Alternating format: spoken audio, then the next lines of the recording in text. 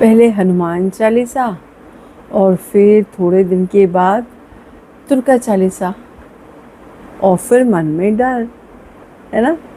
यही एक सीरीज़ हमारे अंदर चलती रहती है। जब भक्ति शुरू होती है तो हम कोई एक पर्टिकुलर स्वरूप को पकड़ते हैं और फिर वो हमको गाइड करते हैं। और फिर जब हम जिस भी देवी देवता, जो कि मैं जिनको एनर्जी का सोर्स समझती हूँ, हम जहाँ भी पहुँचते हैं तो हमको ये बात याद रखना है कि हमको एक पर्टिकुलर डेस्टिनेशन तक अगर पहुँचना है तो हम बहुत सारे चौक क्रॉस करके जाते हैं, है ना। तब हम ये बोलते हैं कि चौक नंबर 1 क्यों क्रॉस किया, चौक नंबर 2 क्यों क्रॉस किया, चौक नंबर 3 क्यों क्रॉस किया। तो भक्ति का मार्ग भी वैसा ही है। पहले आपने भले ही शुरू किया हनुमान जी से, फिर आए आप नारायण पे, फिर अगर आप आए शिव जी पे, और फाइनली अगर आप आए हैं शक्ति पे। और फिर अब शक्ति में ही आपका मन लगता है, पर डर क्या है, अरे शुरू तो हनुमान जी से किया था, शक्ति उपासना कर रहे हैं तो हनुमान जी तो बुरा नहीं मान जाएंगे। फिर किया था नारायण को, नारायण तो बुरा नहीं मान जाएंगे। फिर किया था शिव जी को, शिव जी तो बुरा नहीं मान जाएंगे। अब कर रहे हैं शक्ति को।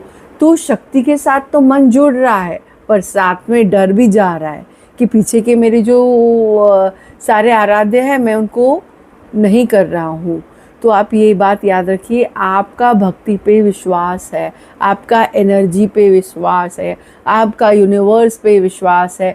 बस आपके शरीर में जिस तरीके का बदलाव होता है उस तरीके की एनर्जी के साथ आप कनेक्ट होते हो।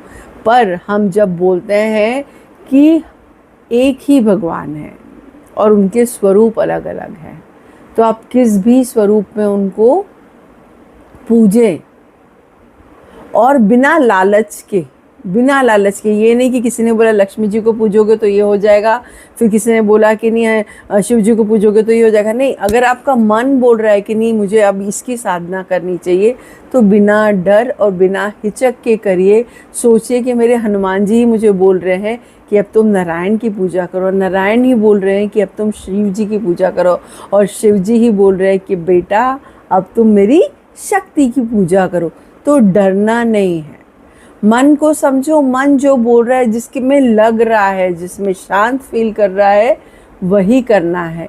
तो come and join our journey of simple Pooja, fearless Pooja. नमस्ते।